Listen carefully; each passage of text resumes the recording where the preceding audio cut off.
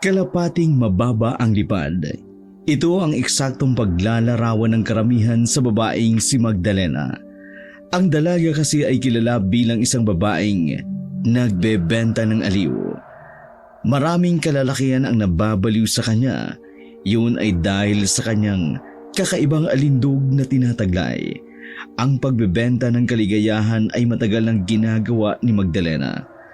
Mula kasi nang mamatay ang kanyang mga magulang, kinailangan niyang tumayo sa sarili niyang mga paa. Wala rin naman siyang ibang maaasahan dahil lahat ng kamag-anak niya ay ayaw sa kanya. Mayaman kasi ang mga kamag-anak ni Magdalena sa side ng kanyang ama. Ang kaso nga lang, mata pobre ang mga iyon, kaya kahit kailan, hindi sumagi sa isipan niya na humingi ng tulong sa mga iyon. Ayos lang ba, sir? Pangiti-ngiti ang isang lalaki sa gilid ng kama habang nagsusuot ng pantalon. Ang lalaking ito ang naging customer ni Magdalena sa gabing iyon. Ayos lang. Totoo nga ang sabi nila, no? Napakagaling mo nga talaga sa kama. Hindi bale, sa susunod na tawagan kita, mas lalakihan ko ang bigay. Nagkataon lang talaga kasi ngayon na sakto lang yung pera ko eh. Nag-remit kasi ako sa misis ko eh. Hindi mo naman kailangan magbigay ng malaki. Sapat na sa akin na malaman kong masaya ka. Hindi lang basta magaling, mabait pa. Bakit ba ang bait-bait mo? Tsaka mura mo ring maningil. Gusto ko rin kasi ang ginagawa ko. Isa pa, napapaligaya din naman ako ng mga customer ko. Kapag hindi ako sumaya, doon ako naniningil ng malaki. Pinatay ni Magdalena ang sigarilyo sa ashtray. Nakanganga ka na naman. Pero sige, alis na ako . Kailangan ko munang umuwi sa amin. Baka hinahanap na ako eh. Ngumiti ng matamis ang dalaga. Paglabas ng lalaki sa pintuan, agad rin siyang bumangon at nagbihis. Masaya namang umuwi ng bahay ang dalaga. Dakong 12:00 na ng gabi nang lumabas ng motel si Magdalena. May mangilang-ilang lalaki nga ang gustong umarkila sa kanya. Kaso nga lang, wala na siya sa mood. Ayos lang siya sa isa-isang lalaki kada gabi. Umuwi na siya sa kanilang apartment. Bago pa lamang siya doon, nilayasan niya kasi ang una niyang tinirhan. Habang naglalakad siya paakyat ng hagdan, nakadaluho niya ang isang lalaking gwapo at maskulado. May balbas ito at hanging at talagang ahit na ahit dahil sa pagkakapantay. Sa isip ng dalaga, ganun ang tipo niyang lalaki. Napatitig sa kanya ang lalaki. Sinuri niya mula ulo hanggang paa. Bumalik ang tingin ng lalaki sa kanyang dibdib na halos luluha na. May problema ba? Nagulat naman si Magdalena nang magsalita ang lalaking yun. Toray na sis mong lumawa ang syupa mo, aneng, namisong na mo Tila gumuho ang mundo ni Magdalena nung sandaling yon. Sobrang nadismaya siya. Isa palang bakla ang nasa harapan niya.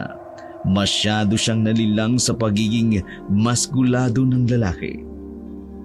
Anong kailangan mo, sir? Sir talaga? Kaloka ka ha? Kita mo na malambot a kiss. Sir, pang calling mo sa akin. Hala, babae tuno. Sir ka pa rin, kasi pinanganak kang lalaki.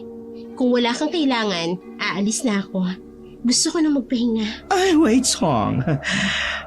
Nabobonggan kasi ako sa beauty mo, girl. By the way, call me Mama Ru. Ako isang talent manager. Naghahanap kasi ako ng mga girlas na magaganda. Magka-want mo. Hindi ako interesado. Bongga ka, Tay. Ikaw lang tumanggi, no? Pero okay lang. Kung ayaw mo, edi go. Etong calling card ko. Kapag nagbago ang mind setting mo, call mo lang a guest, ha? Hanapin mo lang kami dito sa apartment, okay? Tinanggap na lamang ni Magdalena ang calling card bilang paggalang sa binabae. Napangiti na lamang si Magdalena sa tagal niya sa mundo. Yun ang pinakamahabang sandali na nakipag-usap siya sa isang bakla. Madalas kasi siyang naiirita noon sa mga ganon dahil maiingay. Kinaumagahan ng umaga, maingay sa kanilang apartment. Ang daming naririnig si Magdalena na nag-uusap ng malakas. Hindi siya nakatiis. Lumabas siya ng silid kahit wala siyang bra. Naglakad siya ng konti. Pagtingin niya sa hagdan, nagkakagulo na ang mga tao roon. Naroroon din ang baklang si Mamaro na siyang pinagtanungan ng dalaga. Ano meron? Kaya aga-aga ang ingay. Ikaw pala yan, ganda. Ay, nakalike ko ang look mo. Nakita ni Magdalena ang isang lalaking nakadapa sa hagdan. Para bang pinipili ditong gumapang paakyat. Pero nalagutan ng hininga. Duguan ang lalaki. Umaagos pa ang dugo nito pababa ng hagdan. Ang chika, may umatake daw ng violent tapos nagsumikap si kuya na makauwi here kasi nga taga rito yung family niya. They are all sa dulong kwarto ang kaso nga hindi siya umabot. Ha? Anong nangyari? Di ko knows, basta ang sabi umatake daw. May kibar sana kung ang umatake ay puso pero wala eh. Nag-blood cell ang flowing sa baba. Nakilala ni Magdalena ang mukha ng lalaki. Yun ang lalaking customer niya sa huling gabi. Sa isip-isip ni Magdalena, tama lang na namatay ang lalaking yun. Para sa kanya, hindi dapat mabuhay ang mga manloloko sa mundo. May nakaaway ba yan? Karumalduman. Sinong pwedeng gumawa ng ganyang kabrutal? Ang narinig ko, maangas at mayabang kasi ang Boylet.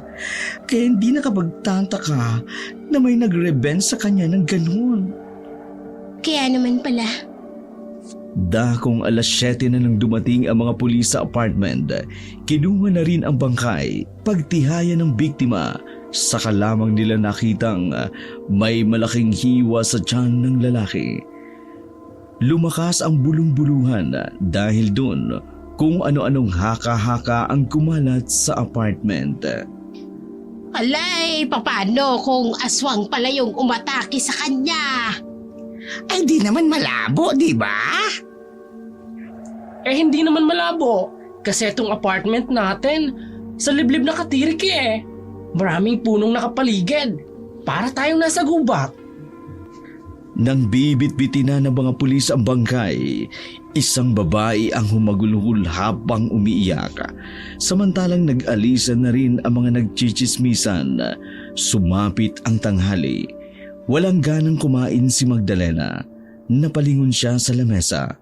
Nakita niya roon ang calling card na bigay ng bakla. Nababagot siyang mag-isa, kaya naman susubukan na lamang niya ang alok nito. Baka mas maraming lalaki doon na pwedeng maging customer. Lumapad ang ngiti ng dalaga sa ideyang yon. Iniisip niya pa lang, pero nag-uumapaw na ang kaligayahang nararamdaman niya. Tinawagan niya ang bakla, kaya 1:00 pa lang ng hapon, pinagbihis na siya ni Mamaro. Isinama siya sa pinapasukan nito. Wala namang mawawala kung susubukan mo, SD. O di ba, Sias? Kung di mo like, pwede kang mag-no. Sumakay sila sa sasakyan ng bakla, nakakarag-karag pa. Palagay ni Magdalena, hindi second hand ang sasakyan na yun. Parang sobrang dami na ang nagmay-ari noon bago napunta kay Mamaro. Ano bang ginagawa sa trabaho niyo? Di ba sabi mo talent manager ka? Since wala akong talent, tanggalin mo ang talent o manager lang ako. Maingat na pinaandar ng binabae ang sasakyan. Manager ng alin? Kahit alin, pero marami akong hawak ng mga model.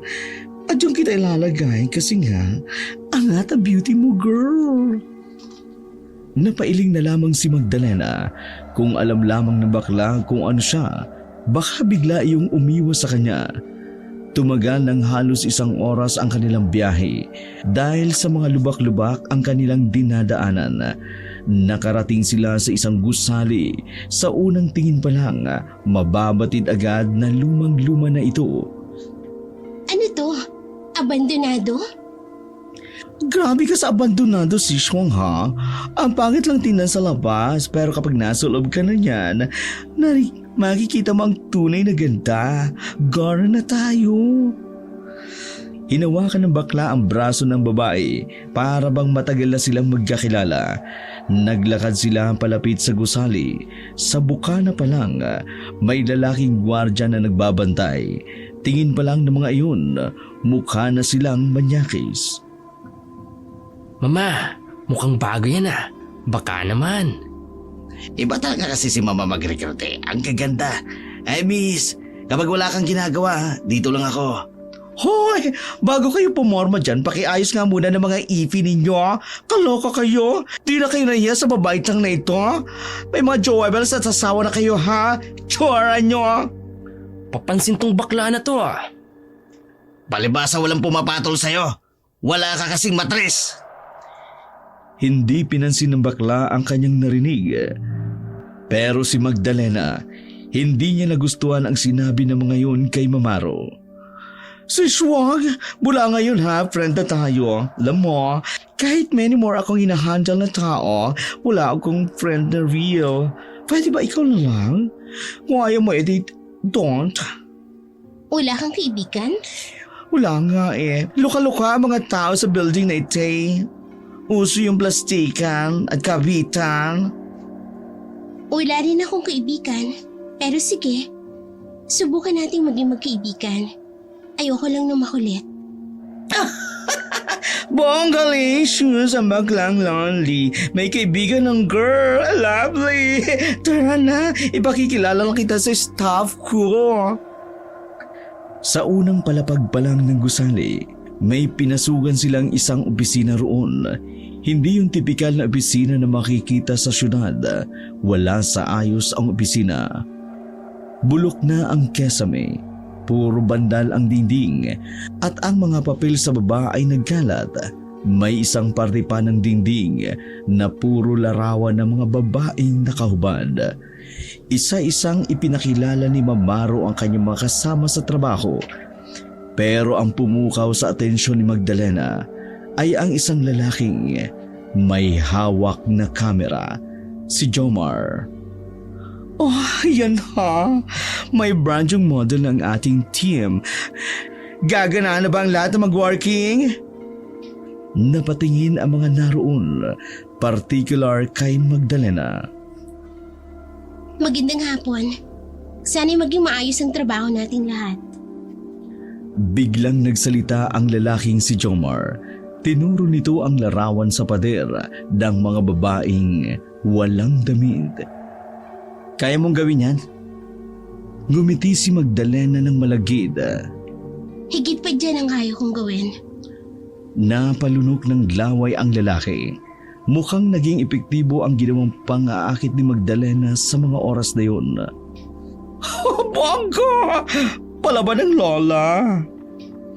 Sa araw na yun, hindi na muna pinagsimula si Magdalena. Pinakita muna sa kanya kung ano ang ginagawa sa trabahong iyon. Saka lamang nalaman ni Magdalena, illegal pala ang trabahong yun. Ang mga larawan kasi ng babaeng hubad, binebenta sa mga foreigner. Ang iba naman, inilalagay sa mga magazine o kaya naman sa dyaryo. Habang nakaupo si Magdalena sa gilid, nanunood lamang siya kay Jomar habang kinukunan ng larawan ng isang babaeng nakahubad na may hawak ng ahas. Napapansin ni Magdalena na palihim siyang tinitingnan ni Jomar, batid ng dalaga na nakuha niya ang atensyon ng binata. Sige lang, maakit ka lang sa akin. Sa oras na mahulog ka, makikilala kita at malalaman ko kung may itinatago ka rin bang paho. Bulaga! Hindi nagulat si Magdalena sa ginawa ng bakla. Normal lang na lumingon ang dalaga kay Mamaro. Bakit? Kaimbiyarno ha? Hindi ka nagulat? Hindi nagulat ang maganda? Siya nga pala si Swang. Kapag nag-overtime or alanganing oras ang pag-uwi mo sa parlor natin, pwede kang matulog dito eh. May kwarto doon. Dangerous kasing lumabas kapag ganitong gabi na. Ha? Alam mo na yung mga aswang. Sabi ng ibang department dito eh. May aswangit daw sa area na ite. Naniniwala ka sa aswang? Kunti lang. Kung makasight ako ng aswangit, iti true sila. Kapag wala, edi fake news. Totoo sila. Totoo? Paano mo na say? Basta totoo sila. Kaya salamat sa pagpapaalala. Siguro nakasight ka na ng aswangit, no? Well, anyway, mamaya, mag-talk kayo ni Jomar kasi kayong dalawa ang magiging magkatrabaho, okay? Tumangulang si Magdalena bilang pagtugon. Dakong 6:00 na ng gabi dang matapos ang paghihintay ni Magdalena sa binatang si Jomar. Tapos na rin kasi ang binata sa kanyang ginagawa. Pwede ba tayo mag-usap? Naghintay ka ba ng matagal? Matagal ba yung ginawa mo? Oo, matagal. Yun ang sagot ko. Ha? Sa kantina lang tayo mag-usap sa baba. Gusto kitang masolo. Sabi ni Mama Ro, marami ka raw ipapaliwanag sa akin. Tama pa? Tama. Ganun nga. Nauna nang naglakad ang babaeng si Magdalena. Pagdating nila sa kantin, napansin ng babae ang 2 gwardya na nakausap nila sa bukana. Nakaupo ang 2 yun sa isang table na nasa gilid. 4 na lamesa lang ang distansya nila roon.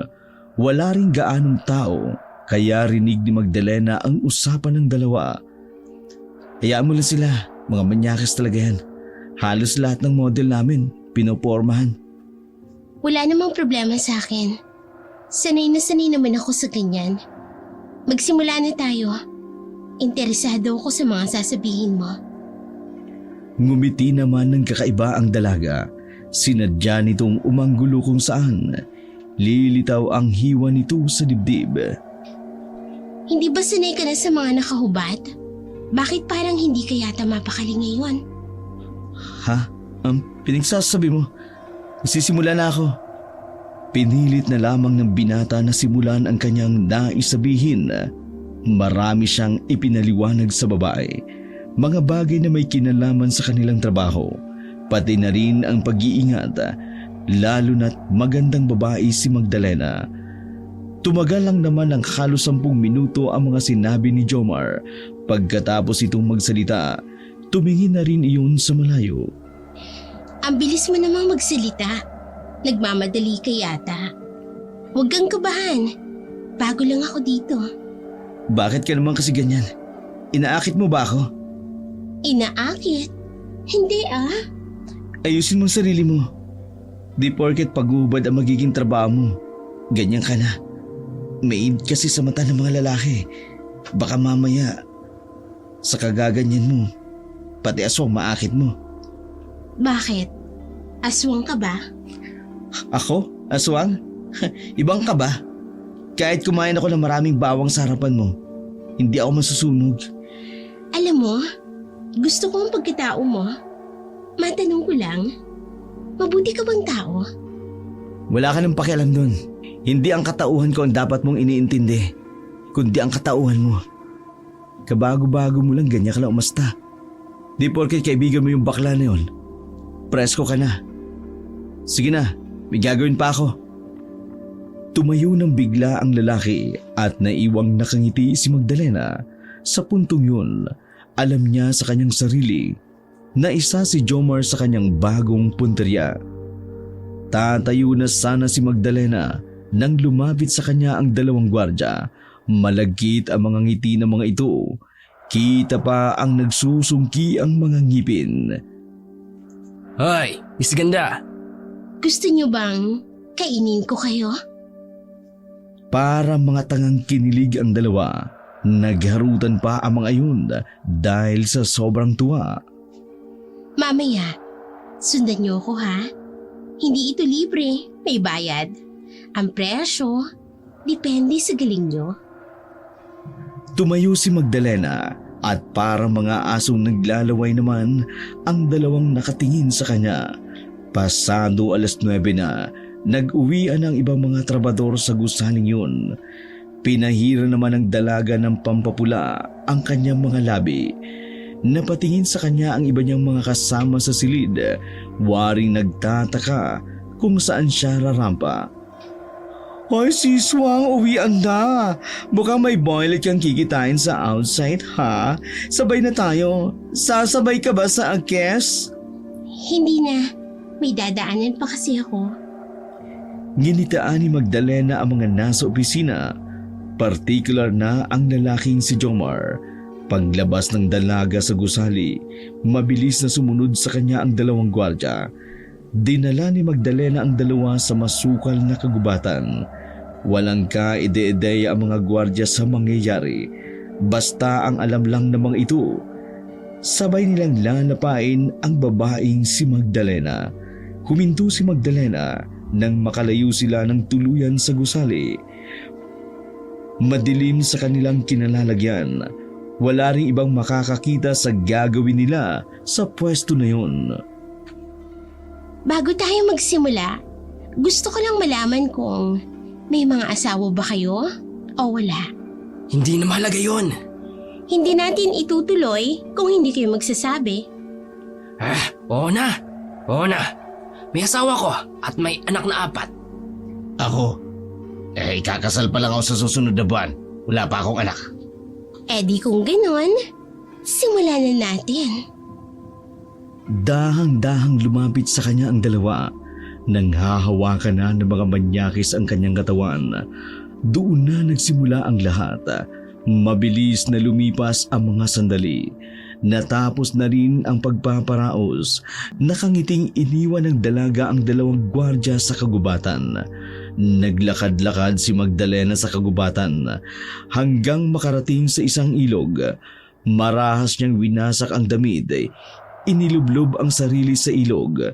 Pagkatapos halos ng kalahating oras, umahon na rin siya. Kinuha ang pamalit na kasuotan na nasa kanyang bag. Ang sarap sa pakiramdam ng ganito. Sana marami pa akong makatagpong lalaki ng mga taksil sa asawa at sa kasintahan. Si Jomar kaya, nagtataksil din kaya siya? Umuwi na lamang si Magdalena sa kanilang apartment. Mahimbing ang tulog niya ng gabing yun. Pagsapit ng umaga, dinig na naman niya ang baklang si Mamaro. Nagmamadaling binuksan ni Magdalena ang kanyang pintuan dahil sa irita. Kita niya sa kabilang kwartong naruroon ang bakla. Nakatayong may kausap sa cellphone na dipindot. Baka sa mukha ng bakla ang pagkabahala nang patayin nito ang tawag. Psst! Hoy! Ang ingay mo! Ano ba yan? Naku, Sis Wong! May nangyaring scary bell sa work! Ha? Bakit? Paano kayo? Hindi kami. Wala lang din natin, kaloka. Yung gwardyang shining armor ng building. Ano? Ayusin mo nga ang sinasabi mo? Yung gwardya, sis. Natagpo ang tiki bombom. Ang kulit mo. Ano ba yung tiki bombong? Tiki bombom, likwak, dead ball, dead Mandela. Sa ibang salita, patay na. Patay na? Oo, sis. Tumawag sa akin si Papa Omar.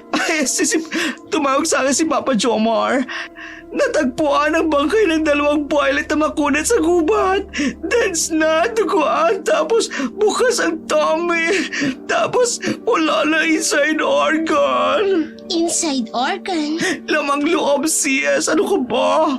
Kailan ka ba pinanganak, Diyos ko? Biglang naalala ni Magdalena ang ginawa nila sa gwardyang yun. Hindi niya maaring sabihin kay Mamaro na siya ang huling nakasama ng mga gwardya dahil malamang sa malamang siya ang unang mapagbibintangan.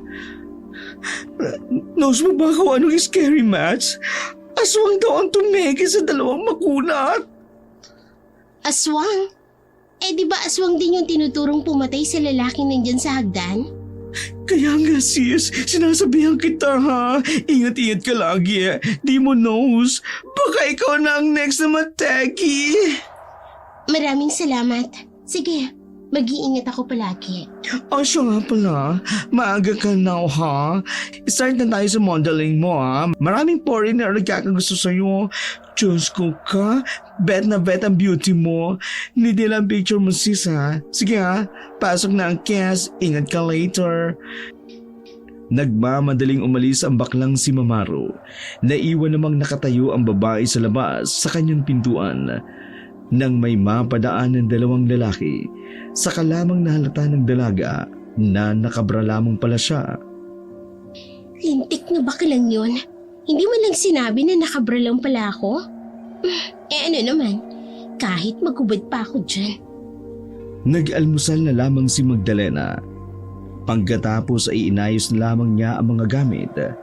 Matinding makeup rin ang kanyang ginawa. Siniguro niya rin na walang kapintasan ang buo niyang katawan. Handang-handa na siyang ipakita sa iba ang buo niyang kaluluwa. Nang makarating na siya sa gusali, isa lang ang bantay sa bukana. Sa puntong yun ay isang babaeng gwardya. Habang paakyat ang dalaga sa hagdan, nakasalubong niya si Jomar. Ginitaan at lalagpasan na lang sana ni Magdalena ang binata nang bigla itong nagsalita. Nakita kita! Dumaloy ang kaba sa sistema ni Magdalena sa sinabing yun ni Jomar. Humarap siya na may halong patay mali siya. Nakita saan? Kagabi, lumabas ka. Sumunod sa iyo yung dalawang gwardya. Umamin ka. Ano nangyari sa dalawa? Anong ginawa mo sa kanila? Aswang ka ba, Magdalena? Natawa lang ang babaeng si Magdalena sa kanyang narinig. Anong nakakatawa? Ako? Aswang? Ikaw yata ang nahihibang eh. Kung hindi ka aswang, kung hindi ikaw ang gumawa nun, paano mo ipaliliwanag ang nakita ko? Magkasama kayo bago sila pinatay. Pinagbibintangan mo ba ako? Alam mo bang pwede kang makasuhan sa ginagawa mo? Hindi nakapagsalita ang binata. Lumingon-lingon lamang ito sa taas ng hagdan para alamin kung may ibang nakarinig sa kanila. Bayarang babae ako. Nagsalubong ang kilay ni Jomar. Ha? Yun talaga ang trabaho ko bago ako pumunta dito. Nagbabayad ako para sa aliw. At yung dalawang gwardya na yun, binili ang serbisyo ko kagabi. Oo, may nangyari sa aming tatlo. Pero hanggang dun lang. Iniwan ko silang parang tangang nakangiti. Hindi ko na alam kung ano pang nangyari pagkatapos ko silang iwan. Ibig mong sabihin, hindi ikaw ang aswang? Ano yung itinatago mo sa likuran mo? Bawang? Akin na. Ha? Anong... Akin na. Patutunayan ko sa iyo na hindi ako aswang. Kinuha ng dalaga ang bawang kay Jomar. Pumilas ang babae ng isang pirasong bawang. Kinain iyon sa harap ni Jomar. Nanlaki ang mga mata ng binata. Hindi ito makapaniwala sa kanyang ginawa. Naniniwala ka na ba? Hindi ka nga aswang. Pasensya na. Nahusgan kita. Para mapatawad kita, huwag ka nalang maingay na ako yung huli nilang nakasama. Ayoko may mga pulis na nangungulit sa akin. Isa pa, yung sinasabi ko sa iyo, yun din lang naman ang sasabihin ko sa kanila. Kung sakali, wala naman akong ibang alam. Sige, pasensya na uli. Naglakad paakyat si Magdalena. Binigyan niya ng makahulugang ngiti ang binata. Magdalena, lumingon muli ang babae. Huwag kang lalayo sa akin. Baka mabiktima ka ng kung ano, ng aswang, kung totoo man yun. Dali-daling bumaba ang binata. Napangiti na lamang si Magdalena. Yun ang unang pagkakataong may lalaking nagparamdam sa kanya ng pag-aalala.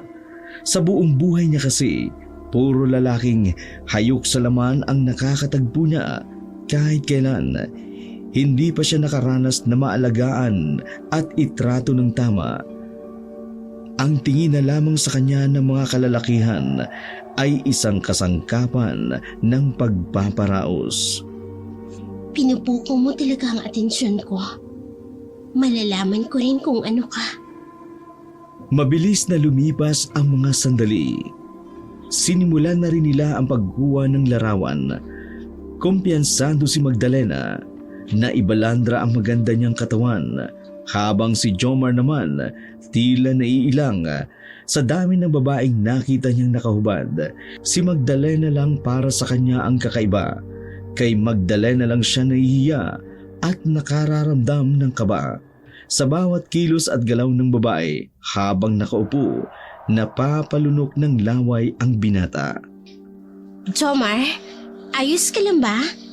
Akala ko ba sanay ka na sa ganitong trabaho? Nanginginig ang kamay mo. Napansin din iyon ng kanilang manager na si Mamaro.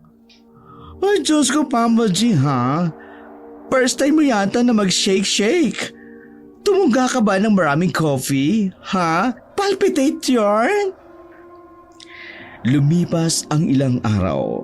Naging regular na nga ang dalagang si Magdalena sa tratong iyon.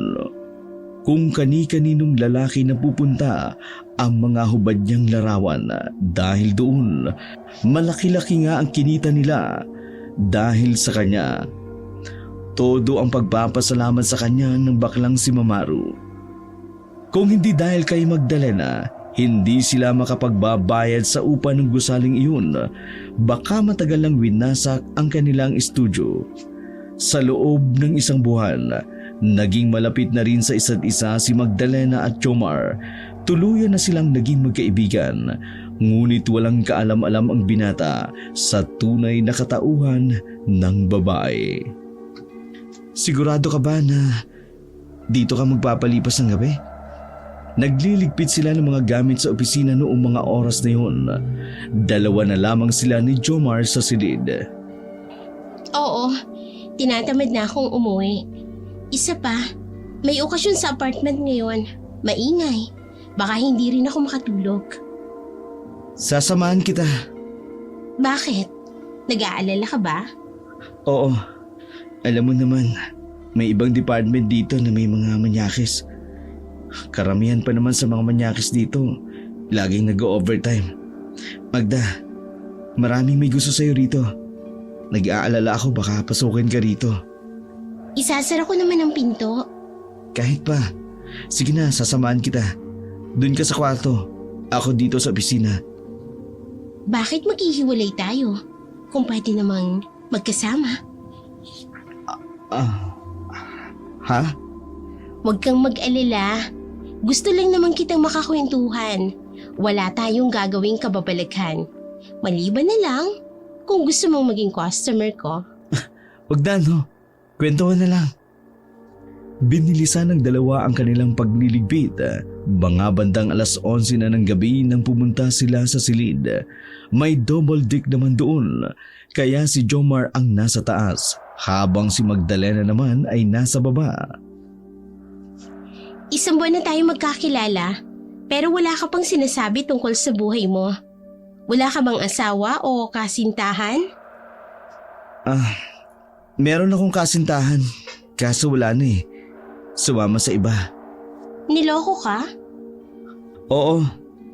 Ginamit lang ako para sa mga bagay na gusto niyo makuha. Ewan ko kung saan ako nagkamali. Lahat naman ginawa ko. Lahat binigay ko. Pero bakit ganun? Pinagpalit niya ako sa gwapo at may sasakyan.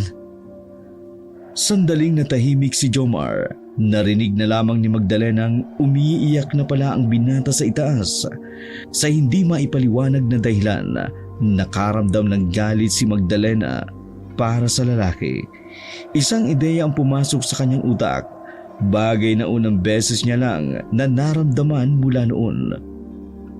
Huwag iyakan ng basura. Dahil basura, itinatapon na. May ibang babae na mas karapat-dapat sa busilak mong puso. Huwag kang mag-alala. Kakarmahin din silang dalawa balang araw. Habang ikaw naman, magiging masaya rin. Hindi na nagsalita pa si Jomar. Tumayo si Magdalena. Sa kanya nalaman na nakatulog na pala ang lalaki. Huminga ng malalim si Magdalena at nagsalita. Huwag kang mag-alala, Jomar. Ako ang magiging karma nila. Ngumiti si Magdalena. Lumabas siya ng silid ng opisina. May kikitain siyang lalaki sa labas. Isang customer na nagdanais ding makarating sa langit sa pamamagitan ni Magdalena. Isang oras lang ang nakalipas. Natapos na rin ang ginawa nila ng lalaki. Umuwi na rin agad si Magdalena. Bago pa nagising si Jomar kinabukasan, nabulabog na naman ang mga nasa gusali. Nang isang lalaki naman ang natagpo ang patay sa gubad. Ang lalaking yun ay ang lalaking nakipagtalik sa dalaga. Dumating agad ang mga pulis.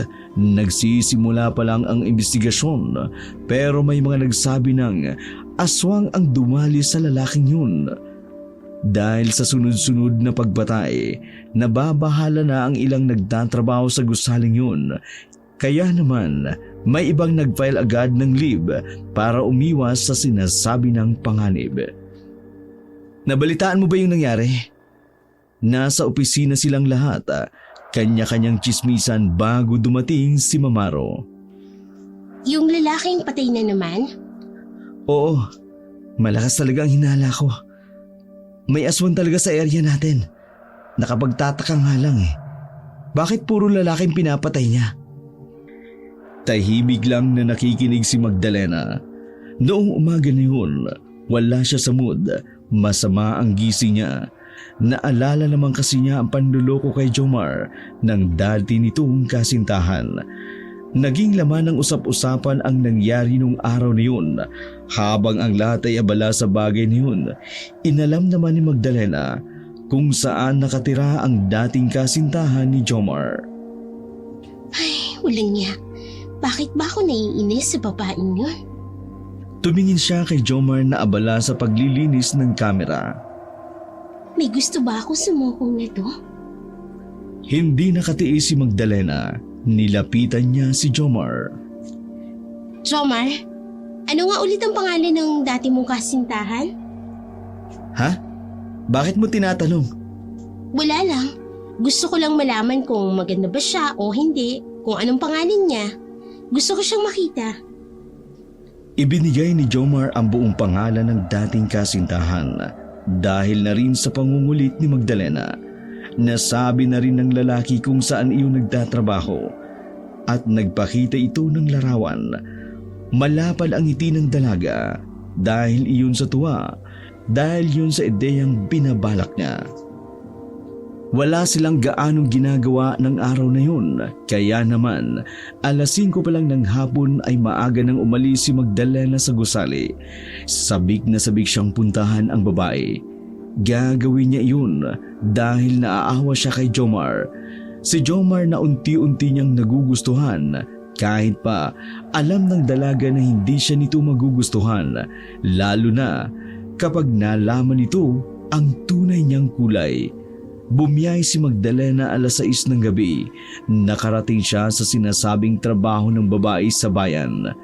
Matyaga siyang naghintay hanggang sa may naglabasan ng ang empleyado sa tapat na rin ng isang gusali. Yun na pala yun. Ang pangit. Nairita si Magdalena nang mamukaan ang babae. Lalapitan na sana niya iyon nang biglang may lumapit doon na isang lalaki. Matangkad at may sasakyan. Napatigil ang dalaga at pinagmasdan niya ang dalawa. Yun pala yung lalaking ipinalit niya kay Jomar. Parang may naisip akong mas maganda. Sumilay ang nakalulokong ngiti sa labi ng dalaga. Naiisip niya pa lang ay natutuwa na siya sa pwedeng mangyari. Umuwi na muna siya sa kanilang apartment. Nagplano siya ng kanyang gagawin upang maging malinis ang resulta ng lahat. Kinabukasan, hindi na siya pumasok. Sa parehong oras, hinintay niya ang dalawa sa tapat ng gusali. Nagawang sundan ni Magdalena ang lalaking papauwi dahil sa kakaiba niyang kakayanan. Tila mas mabilis pa nga siya sa sasakyan. Palihim na nakapasok ang dalaga sa bahay ng lalaki na ang pagkakarinig niya, Dennis ang pangalan. Mukhang mag-isa siya rito. Tiningnan pa ni Magdalena ang malaking bahay na yun. Halatang mayaman nga ang kanyang bibiktimahin. Matapos ibalik ang dati sa normal, lumabas na siya mula sa likuran ng halaman. Nagulat ang lalaking si Dennis nang makita ang babaeng si Magdalena na tila gula-gulanit ang suot. Bakat na bakat ang dibdib ng babae, kitang-kita ang kaputian nito. Sandali. Sino ka? Papaano ka nakapasok sa bakuran ng bahay ko? Dahan-dahang naglakad si Magdalena nang may nakakaakit na tingin. Hindi na mahalaga kung sino ako. Ang mahalaga ay kung ano ang pwede nating gawin. Anong pinagsasabi mo? Baliw ka ba? Nagulat na lamang ang lalaking si Dennis nang alisin ni Magdalena ang kanyang itaas. Nanlaki ang mga mata ni Dennis habang nakatingin sa dalawang bundok ni Magdalena. Sabihin mo muna sa akin, may asawa ka na ba? May kasintahan ka bang maaaring magalit kapag ginawa natin ito? Parang asong nauulol ang lalaki sa mga sandaling yun. Kakaiba rin ang ngiti nito. Lumabas ang tunay nitong kulay. Asawa? Kasintahan? Wala akong ganun. Teka, anghel ka ba? Bakit? Anong meron? Bakit nandito ka? Hindi ako anghel, pero nandito ako para paligayahin ka. Pero hindi ko sigurado kung ikaw ba'y walang sabit. Sigurado ka bang wala kang asawa o kasintahan? Dahan-dahang inalis ni Magdalena ang kanyang pang-ibaba. Kitang-kita ang buo nitong katawan. Wala nga. Maniwala ka. Sino yung hinalikan mo kanina at hinatid mo? Ha? Paano mo nalaman yun? Wala yun. Hindi ko naman mahal yun. Pampalipas oras ko lang yun. Para o saan ba? Nag-aalab ang galit sa kalooban ni Magdalena. Ang pinakaayaw niya sa mga lalaking manluloko. Hindi siya makapaniwala na ang dating kasintahan ni Jomar, basura din pala ang ipinalid. Halika! Pasok tayo sa loob! Doon tayo! Nang magkatikiman na tayo! Hindi ka ba magtataka kung sino ako? Bakit pa? Nandito ka na! May sinira kang relasyon. Ikaw ang pinili ng babaeng yon. Niloko ng babaeng yon ang dati niyang kasintahan para lang sa'yo. Tapos lolokohin mo rin pala ang babaeng yon? Mga siraulo ba kayo? Mga manloloko. Dawala ang ngiti sa mukha ng lalaking si Dennis. Nalito ang lalaki kung paanong nalaman iyon ni Magdalena. Teka, sino ka nga ba talaga? Gusto mong malaman kung sino ako? Ako lang naman ang babaeng galit na galit sa mga taong manloloko. Nagbago ang itsura ni Magdalena. Lumitaw ang malapad niyang pakpak sa likuran. Kumulubot ang kanyang muka. Humaba ang kanyang dila at lumitaw din ang kanyang mga pangil. Naging mahaba at matulis din ang kuko nito. Teka! Aswang ka! Tatakbo na sana ang lalaking si Dennis nang habulin iyon ni Magdalena. Walang kalaban-laban ang lalaki. Sobrang daling pinaslang ni Magdalena ang lalaki. Inilabas niya ang lamang loob nito at kinain. Ito ang nararapat sa lahat ng mga tao na hindi makontento sa mga minamahal nila. Lumipas ang halos 5 minuto. Lumipad siya papunta ng gubat kung saan malapit ang kanyang pinapasukang trabaho. Doon niya na rin kasi iniwan ang damit na kanyang pamalit. Bumaba siya sa gilid ng ilog. Matapos makapaghugas, ibinalik na rin niya ang dating anyo bilang tao. Dinampot niya ang bag kung saan nakalagay ang damit na susuotin. Ang gastos ko naman sa damit. Pagharap niya ay nanlaki ang kanyang mga mata. Nakita niya si Jomar na naroroon, nakatayo at nakatingin sa kanya, nagulat na gulat. Jomar, Tila may bumaramunang bato sa lalamunan ng lalaki. Wala itong nasabi noong una. anong nakita mo? Lalapit sana ang dalaga, ngunit biglang dumampot ng kahoy ang lalaki. Huwag kang lalapit! Diyan ka lang! Jomar, Sinabi na huwag kang lalapit! Aswang ka! Huminto ang babae. Batid niya sa sarili niya na hindi niya yun malulusutan pa. Yung kinukwento ni Mamaro na lalaking duguan sa hagdanan ng apartment niyo. Yung dalawang gwardya. Yung lalaki nitong nakaraan. Sabihin mo nga, ikaw ang pumatay sa kanilang lahat! Nakayuko na lamang ang babaeng si Magdalena. Hindi maunawaan ni Magdalena ang kanyang sarili. Parang nanghina siya sa harapan ni Jomar na wala ang kanyang angas bilang aswang. Magsalita ka! Ikaw ang pumatay sa lahat ng mga yon! oo. Ako ang pumatay sa kanilang lahat. Oo, isa akong aswang. Pinatay ko silang lahat. Kinain ko ang lamang loob nilang lahat. Bakit mo yung ginawa? Hindi mo ba alam? Masama ang pumatay ng tao! Masama rin silang tao. Niloloko nila ang mga asawa at kasintahan nila para sa pansamantalang kaligayahan. Wala silang karapatang mabuhay sa mundong ito. Hindi ka Diyos para ilagay sa kamay mo ang kapalaran ng isang tao! At sino ang Diyos? Ha? Sino?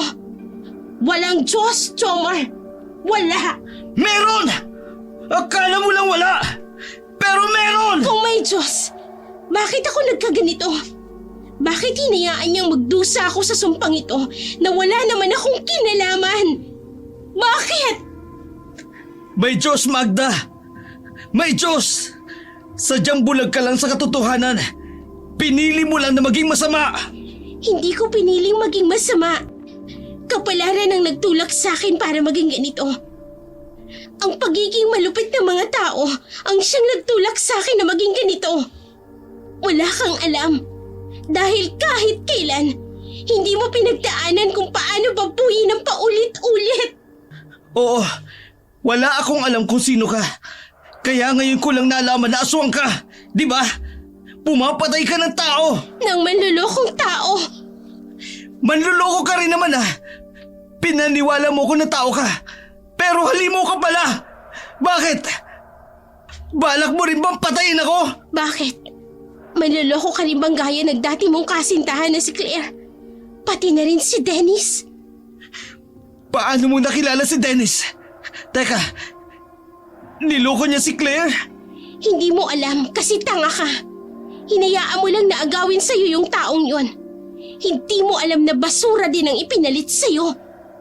Niloko ni Dennis si Claire? Bakit mo alam yun? Simple lang.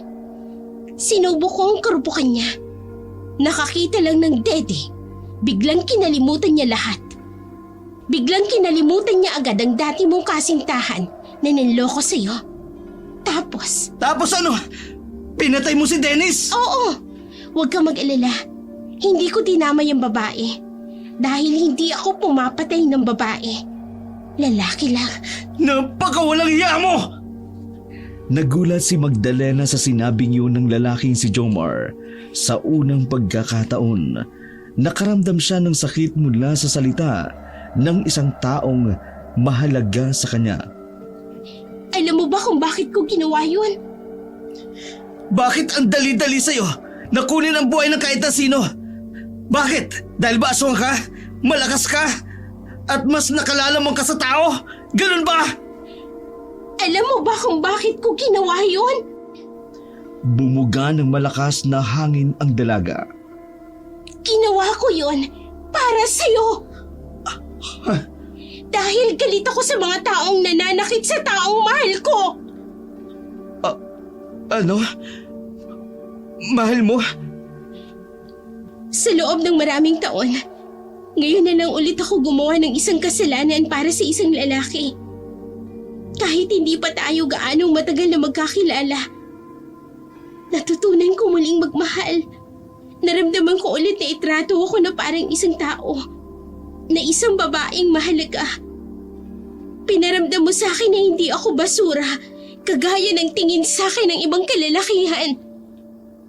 Pansamantala kong kinalimutan kung ano ko. Na isa akong aswang, na isa akong halimang. Kaya ginawa ko yun dahil mahal kita. Huwag mo akong mahalin. Kung gagawa ka rin lang naman ng masama. Ayoko sa mga taong bayolente at mamamatay tao. Mali! Ayoko sa mga aswang na nagpapanggap na tao at pumapatay ng tao. Tumawa ng mahina si Magdalena, ngunit bakas ang sakit sa tinig nito. Eh di tama pala ang iniisip ko. Na lahat ng tao, lahat ng lalaki pare-pareho lang. Tatanggapin nyo lang kung anong sa tingin nyong papabor sa gusto nyo. Ikaw nasa katayuan ko, Magda. Tatanggapin mo rin ba ang isang lalaking pumapatay ng tao? Sa tingin mo, kaya mong mabuhay ng habang buhay kang lulukuhin ng lalaking kasama mo na may malaking kasalanan? Isipin mo ako! Gamitin mo ang utak mo bilang tao. Kung meron pang natitira, o baka puro utak na ng aswang ang meron ka. Tuluyan ang natalo sa debate ang dalagang si Magdalena. Lumabas ang kanyang kalambutan. Hindi niya na namalayan. Pumatak na pala ang luha sa kanyang mga mata. Magmula ngayon, huwag mo na akong kakausapin. Magre-resign na ako. Ayoko na makita ka. Natatakot ako sa'yo. Naglakad ang lalaki palayo. Naiwang nakatayo roon si Magdalena. Masikip ang kanyang dibdib. Hindi makapaniwala sa unang pagkakataon. Matapos ang ilang taon, ang lalaking minahal niya ay tuluyan na siyang tinalikuran. Umupo na lamang si Magdalena sa gilid. Sunod-sunod ang pagbatak ng kanyang luha. Kahit pigilan niya yun, hindi yun humihinto. Hindi ako dapat umiyak. Aswang ako. Matapang at mabangis ako. Hindi ako dapat umiiyak. Marahas na pinunasan ng babae ang kanyang mga luha. Huminga siya ng malalim at umuwi sa kanilang apartment. Tulala siya na naglakad sa hagdan nang makasalubong niya ang baklang si Mamaro. Si Aswang, nako, bakit mamagay ang eyes mo? Anyari? Halika nga, halika. Dali. Umupo ang dalawa sa baitang ng hagdan. Sino ang nagwarla sa'yo, ha? Najombag ka ba? Si Nets! Ikwento mo yarn. Umiling na lang si Magdalena. Kilala kitang bruwa ka, ha? Stronger ka, hindi ka mahina. Kaya bakit ka magka-cry-cry? Ay, Diyos ko, doon na nga tayo sa kwarto mo. Inalalayan na bakla si Magdalena papasok ng kwarto, ngunit hindi pa rin iyon nagsasalita. Magpahinga ka na lang nga muna siguro. Kung hindi ka pa ready na mag-share, go lang. Bukas huwag ka munang pumasok, ha? Rest well, ha? Babush muna, ha? May asikasuhin lang akong lokaret na babae. Humalik pa ang bakla sa kanyang noo. Naiwang tulala si Magdalena. Inisip niya rin si Jomar. Saka iisip niya na kaidlip na pala siya. Sobrang haba ng kanyang itinulog. Hindi niya namamalayan. Maggagabi na pala siyang gumising. Narinig niya sa labas ng pinto ang magkahalong boses. May matanda, may galit, parang natatakot. Narinig niya si Mamaro na kinakausap ang mga naroon sa labas. Hoy! Huwag kayo magbibintang, ha? Paano magiging aswang si Magdalena? Ang ganda-ganda niyang dilag. Sir, sigurado po ako na yung babaeng nasa loob ang nakita ko sa gubat. Siya yon! May pakpak pa nga eh! Aswang ang babae yun na nasa loob, sir! Kapag kayo, ha? Kapag kwentong barbero lang yan, kakasuhan ko kayo.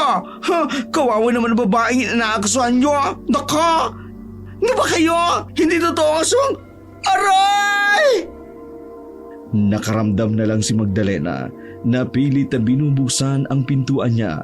Hindi niya alam kung paanong may nakaalam ng sekreto niya. Kaya naman, bago pa mahuli si Magdalena ng taong bayan, tumalon na siya sa bintana. Meron ngang nakakita sa kanya, pero mabilis lang din siyang gumapang paalis. Kabado at takot na takot si Magdalena sa nagngangalit na mga tao. Ang dating mabangis at matapang na aswang ay tila nawala na. Tiklop si Magdalena sa isip-isip niya. Marahil pinahina siya ng pag-ibig. Nasa gilid ng kalsada si Magdalena habang tumatakbo. Nang may biglang humintong sasakyan sa gilid niya, bumaba ang salamin at bumungad sa kanya si Jomar. "Sakay!" Gulat na gulat si Magdalena. Hindi na. Lilipad na lang ako. Sinubukan ni Magdalena palabasin ang pakpak niya, ngunit dahil sa bigat ng kanyang kalooban, hindi niya yun magawa. "Kulit mo, aswang ka! Sakay na nga!" Nagmamadaling pumasok ang dalaga sa loob ng sasakyan. Mabuti na lamang at nakasakay siya. Sakto kasing dumating ang mga kalalakihan na handang pumatay ng aswang. May mga dalang itak o kung ano-ano pang pamalo. Maingat na pinaandar ni Jomar ang sasakyan. Tahimik lang ang dalawa na tila nagpapakiramdaman. Nang makalayo na sila, si Jomar ang unang nagsalita. "Nung nakita kita kagabi sa gubat, hindi ko na malayan. Nasundan pala ako ni Robert. Nakita niya rin eh. Siya ang nagsabi sa mga tao sa apartment niyo na aswang ka." Pasensya ka na. Alam ko na pati ikaw madadamay sa nangyari. Kasalanan ko ang lahat. "Huwag kang magpaawa. Walang magagawa yan. Ang maigi pa, mag-isip ka na lang ng paraan kung paano ka magiging ligtas." Bakit mo ba ginagawa ito? Akala ko ba ayaw mo na sa akin? Kinabig muna ng binata ang manibela saka sumagot. "Ako ang dahilan kung bakit nalaman ng mga taong sekreto mo. Yun ang dahilan kung bakit kita tinutulungan ngayon." Dapat hinayaan mo na lang ako. "Hindi pwede. May dapat ka pang itama." Nanahimik na lamang si Magdalena. Wala siyang ideya kung saan sila pupunta. Nang mapatingin si Magdalena sa labas, natanaw niya ang istasyon ng mga pulis. Sinasabi ko na nga ba? Isusuplong mo na ako. "Kumalma ka nga. Sira ulo ka ba? Dadaan lang tayo. Wala namang ibang daan eh." Tila napahiya ang babae kaya nanahimik na lamang uli. Habang nasa biyahe, nakita na lamang nila na parang may sumusunod sa kanila. Malakas ang pakiramdam ni Magdalena, kaya alam na alam niya iyon. May nakakita yata na sumakay ako sa'yo. Madadami ka pa. Bababa na lang ako. Itigil mo ang sasakyan. "Huwag ka mataranta. Magpatay malisya lang tayo. Kapag yung sasakyan nasa likod, hindi rin mawala. Gagawa ako ng paraan." Ang kulit mo. Kaya ko naman ang sarili ko. Ayokong pati ikaw mamatay. "Pasensya ka na sa mga nasabi ko." Ngayon ka pa talaga magsasorry. Kung kailan may nakasunod na sa atin. Pwede ba asikasuhin mo muna yun? Iniliko ni Jomar ang sasakyan at ipinasok sa kagubatan. "Kailangan natin silang iligaw. Baba!" Dali-dali silang bumaba. Natanaw din nilang bumaba ang mga nasa sasakyan. Nagulat na lamang sila nang makitang huminto rin ang nakasunod sa kanila. May mga bumabang lalaki na may mga dalang mahahabang baril. Patayin niyo agad yung aswang na yan kapag nakita niyo, ha? Ha? Pinatayin niya yung bayo ko! "Bilis mo namang tumakbo!" Ang bagal mo rin kasi. Ipapasin na nga kita. "Hoy!" Bigla na lamang binuhat ni Magdalena ang lalaking si Jomar. Parang hindi malang nahirapan ang babae. Saka lamang naalala ni Jomar na aswang nga pala si Magdalena. Kaya di hamak na iba ang lakas ng dalaga kumpara sa kanya. "Nasaan ang pakpak mo? Lumipad na lang tayo!" Hindi ko maibuka. "Bakit?" Ewan ko. Nabahala ang dalawa nang makita sila ng mga lalaking humahabol sa kanila. Agad silang pinaputukan dahil doon napabagal ang kanilang pagtakas. Rat-rat ang ginawa sa kanila kaya hindi sila pwedeng magpadalos-dalos. Doon! Sa gawing yun! Doon tayo dumaan! Sinunod ni Magdalena ang itinuturong direksyon ni Jomar. Sinuong nila ang pinapaulan ng bala sa kanila. Pagkarating nila sa dulo, tumalon silang dalawa pababa sa ilog. Mabuti na lang at madilim sa kagubatan. Kaya naman, nahirapan na ang mga humahabol sa kanila na patamaan sila. Pag-ahon nila sa tubig, hindi na nakasunod pa ang mga lalaking iyon. Lamig na lamig si Jomar pag-ahon nila. Agad din naman siyang binitbit ni Magdalena saka muling naglakad. May narating silang kuweba. Sinamantala nila ang pagkakataon para makapagpahinga muna roon. Umupo ang dalawa at sumandal sa bato. Hingal na hingal, lalo na si Magdalena, buhat-buhat ang lalaki. Hindi naman siguro tayo masusundan dito. Mararamdaman ko naman kung nandyan na sila sa paligid. Hoy Magda, sabihin mo nga sa akin. Paano ka ba naging aswang? May lahi ba kayong aswang? O ikaw lang? Wala kaming lahing aswang. Pero isinumpa ang pamilya namin dahil sa nagawang kasalanan ng lolo ko. Kung sino raw ang pinakabunsong anak na babae sa ikatlong henerasyon ng pamilya, siya raw ang magiging aswang. Ako ang sumalo ng sumpa kahit na wala akong kinalaman sa nangyari noon. Eh sino naman yung sumumpa sa pamilya nyo? Ang lola ko sa tuhod. Bago siya namatay, nagbitaw siya ng sumpa. Ginawa niya yun dahil sa mga ganid niyang anak na walang ibang hinintay kundi ang mana at ang kamatayan ni Lola. Iba talaga ang nagagawa ng yaman ano? Walang kadugo-dugo. Pero may paraan ba para mawala ang sumpa? Ang sabi ng matatanda sa angka namin, mawawala ang sumpa kapag nag-alay ako ng isang bagay na bukal sa kalooban ko. Hanggang ngayon, hindi ko alam kung anong bagay na yun. Gusto kong humingi ng tawad sa mga binitiwan kong salita. Hindi ko inalam kung ano ang pinagmulan mo.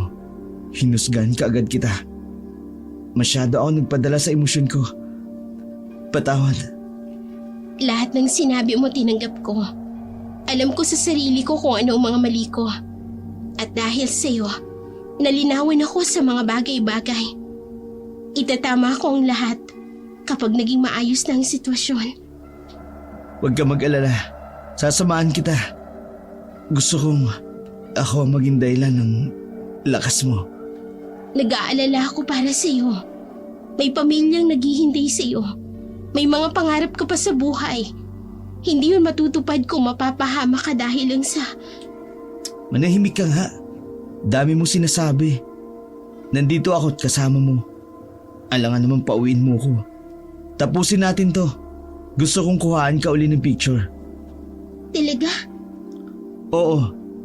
Pero nakadamit ka. Hindi gaya ng dati. Kung makikita lamang ni Jomar ang kanyang muka, malalaman ng binata kung paanong mamula-mula ang kanyang pisngi.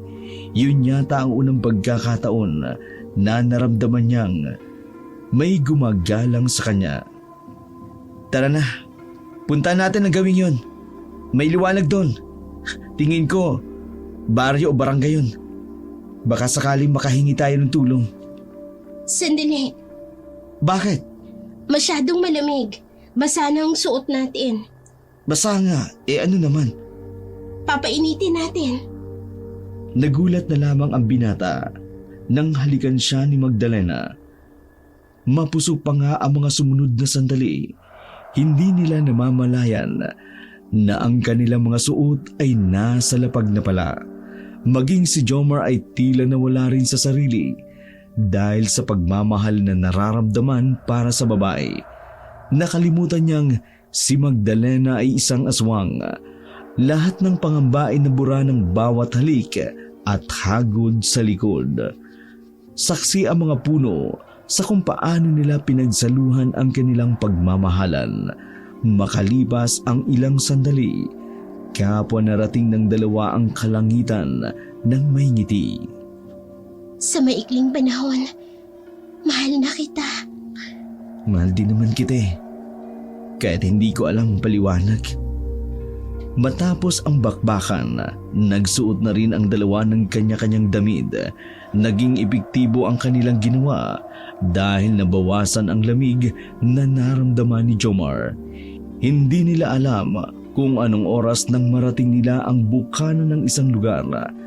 Tahimik na roon ang mga taong nasa labas lamang, ang mga nagluluto sa bakuran at nagwawalis at nagsisibak.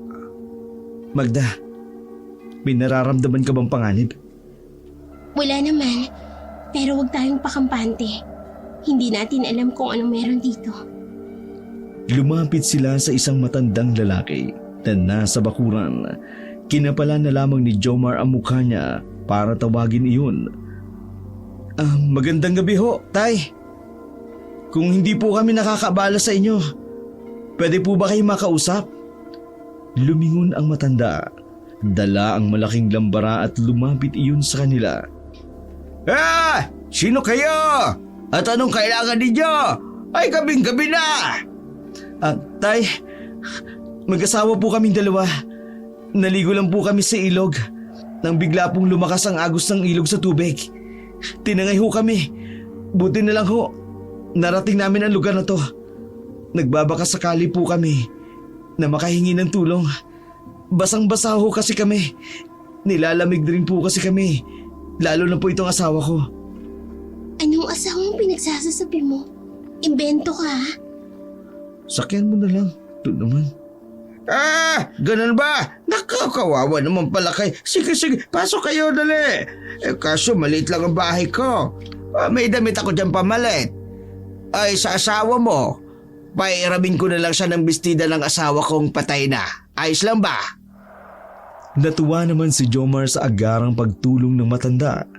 Maging si Magdalena, hindi rin makapaniwala na may tao palang ganun kabuti. Pumasok ang dalawa sa bahay ng matanda na nagpakilalang Mang Yoyong. Kinuha ng matanda ang pamalit nila. Kaya nakapagbi sila kaagad. Tinimplan sila ng matanda ng kape para kahit paano mainitan ang kanilang tiyan. Ay, sino ba kasing humahabol sa inyo? At mukhang may tinatakasan kayo. Nagkatinginan ang dalawa sa sinabi ng matanda. Pareho silang kinabahan. Ano pong sinasabi ninyo? Iha, albularyo ako. Sa narinig na iyon ni Magdalena, napatayo siya sa kanyang kinauupuan. Nangangamba ang mukha niyang napatingin sa matanda. Alam mo kung ano ako? Oo, ay unang kita ko pa lang sa iyo. Alam ko na agad. Pero huwag kang mag-alala. Wala naman akong balak na saktang ka, Iha. Sandali lang ho. Hindi ho masamang Kalma, iho. Wala akong gagawin. Ramdam ko naman na hindi masama ang babaeng kasama mo. Marahil, tumakas kayo sa taong bayanan eh. Ganun nga ho. Bawal na pag-ibig pala sa lahat. Ganun pala ang tema ninyo, no? Totoo bang hindi mo sasaktan ng asawa ko? Di ba ang mga albularyo pumapatay ng aswang? Ganon ang mga naririnig ko sa matatanda. Hindi ako pumapatay ng aswang. Wala naman akong kakayanan eh. Mahina ako. At isa pa, hindi ko kayo ahadlangan. Kaso nga lang, bakit dito kayo pumunta? Ang baryong ito, pugad ng mga albularyo. Anumang oras malalaman nilang may aswang dito.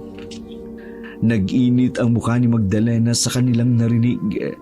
Albularyo kasi ang pinakaiiwasan niya sa buong buhay niya. Albularyo lang din kasi ang may kakayang paslangin siya nang walang kahirap-hirap. Doon sa likod! Dumaan kayo doon! Umalis na kayo ngayon din bago pa kayo mahuli dito! Naudlot ang sasabihin ng matanda. nang makarinig sila ng mga boses. Pagsilip nila, nakita ni Magdalena at Jomar ang mga armadong lalaki na humahabol sa kanila. Tay, sila ho yung humahabol sa amin. Sige na, umalis na kayo bago pa mahuli ang lahat. Nagmamadaling dumaan sa likuran ang dalawa. Kaso sa kasamaang palad, umikot na pala ang isang lalaki. Binaril sila, ngunit hindi sila tinamaan. Napasigaw ang lalaking may aswang dahil doon nabulabog ang mga tao. Naglabasan ang ibang albularyo sa bawat kabahayan. Nakitang tumatakas si Magdalena at Jomar, kaya naman walang pagdadalawang isip na hinabol sila ng mga taga roon. Malas, kahit saan tayo pumunta, may mga paepal. Mahigpit ang hawak ni Jomar sa kamay ng babae. Mas nababahala sila nang makitang may mga hawak na pana ang makahumahabol sa kanila. Bukod pa roon, may 4 na lalaking nagpaulan din ng bala. Jomar, mauna ka na. Manahimik ka nga. Gagayahin mo lang yung mga bayani sa pelikula eh. Hinila ni Jomar si Magdalena, kaya wala na itong nagawa. Narating nila ang kalsada. Medyo maliwanag na sa parting yun dahil sa kabilugan ng buwan. Nagpalit na rin ang anyo si Magdalena ng mga sandaling yun. Handa na sana siya sa laban sa mga tao. Kaso nga lang, nakita niyang tatamaan ng palaso ang binatang si Jomar. Kaya naman, dali-dali niyang sinalag ang palaso. Tumama iyon sa balikat ng babae. Kasabay nito ang paglabas ng pakpak ng babae sa kanyang likuran. Hindi na ininda pa ni Magdalena ang kanyang tama. Hinagit niya si Jomar sa kapilit niyang inilipad ang lalaki palayo. Wala nang nagawa ang mga tao. Kahit pa magpaulan sila ng palaso at bala, tuluyan nang nakatakas ang dalawa. Bumaba na rin sila nang sumapit ang umaga. Nanghina na si Magdalena sa mga sandaling yun. Kahit wala na ang palaso na nakatarak sa kanya, ramdam niya na may kumalat sa kanyang katawan. Hindi ko na kayang lumipad. Umaga na. Sumundal ang babae. Nakita mismo ni Jomar ang unti-unting pagkawalan ng kanyang mga pakpak. Ayos ka lang ba? Anong klaseng tanong yan? Jomar, may laso ng palaso na tumarak sa akin. Kumakalat na siya sa katawan ko. Otomatikong tumulo ang luha ni Jomar ng mga sandaling yun. Alam niya kung ano ang susunod na mangyayari. Hindi na ako magtatagal, Jomar. Huwag mo sabihin yan. Magsasama tayo. Hindi ka mamamatay. Biglang umubo si Magdalena hanggang sa meron itong iluwa na itlog na kasing laki ng itlog ng pugo. Ngumiti si Magdalena. Naiyak siya sa sobrang tuwa. Sa wakas, natapos na rin ang paghihirap niya. Jomar, wala nang sumpa. Nakabalik na ako bilang isang normal na tao. Nawala ang sumpa dahil sa pagligtas mo sa akin. Sobrang saya ko. Sa huling sandali, natupad ko ang pangarap kong maging normal na tao ulit. Kahit limitadong oras lang. Jomar, totoo nga, merong Diyos. Pinakinggan niya ako. Hindi niya ako kinalimutan. Magda naman, huwag kang magsalita ng ganyan. Huwag kang magsalita na parang aalis ka. Halika, bubuhatin kita. Dadalhin kita sa ospital. Nasa itaas tayo ng bundok. Kailangan na nating tanggapin ang kapalaran ko.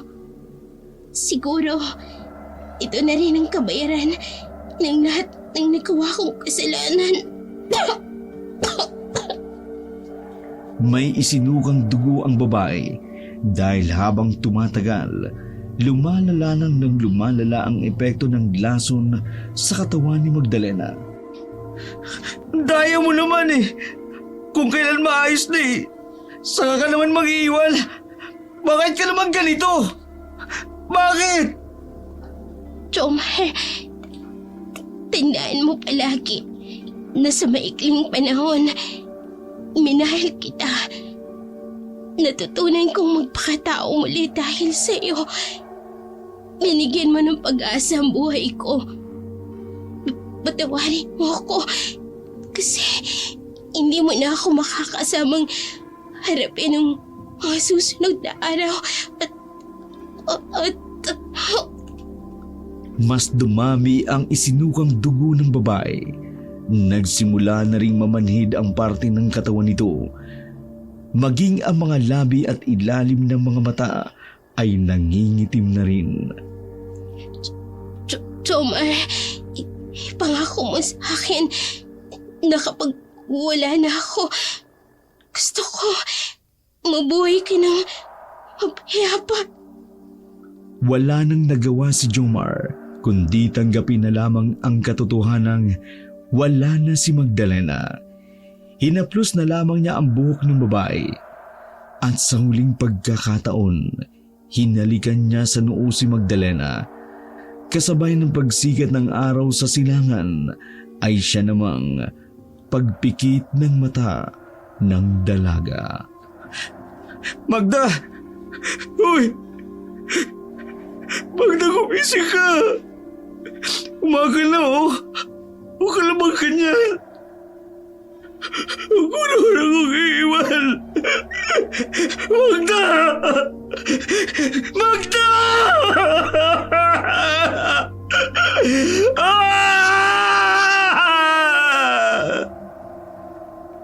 Ngunit kahit anong gawin ni Jomar na pag-uga sa babae, hindi na ito muling dumilat pa.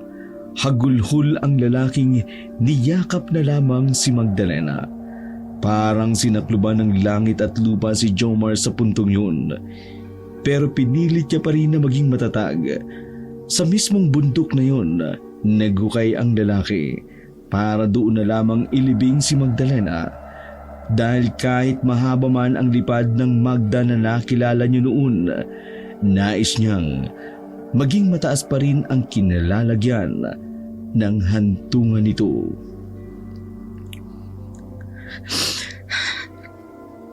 Magda,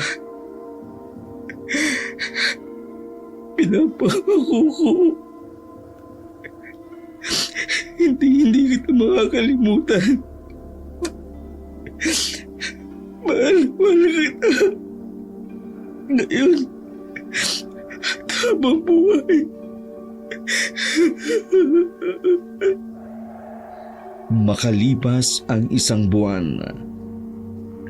Naku, Papa G! Ako na nag-ayos ang iwang mga gamit ni Sis Huang. Eto, tingnan mo ha, ang box na ito eh. Mukhang may laman for you. Inabot ng bakla ang isang kahon. Nagtaka si Jomar kung anong laman ng kahon na yun. Kaya naman, dahan-dahang binuksan iyon ni Jomar. Bumungad kay Jomar ang isang bagong kamera. Naku, matagal ang pinag-ipunan niya yan. Ang sabi niya sa akin, sakaling wala siya sa karawan mo, ako na lang daw ang bigay niya sa iyo. Si Magda... Si Magda talaga. Nasa na nga ba si Siswang? Sabi niya, gogora lang siya sa family niya sa ibang probinsya. Nakangiti ngunit naiyak na lamang si Jomar. Hindi inakala ni Jomar na ang isang aswang na katulad ni Magdalena ay mag-iiwan ng marka sa kanyang puso't isipan na wala naman si Magdalena, ngunit habang buhay itong mananatili sa kalooban ni Jomar.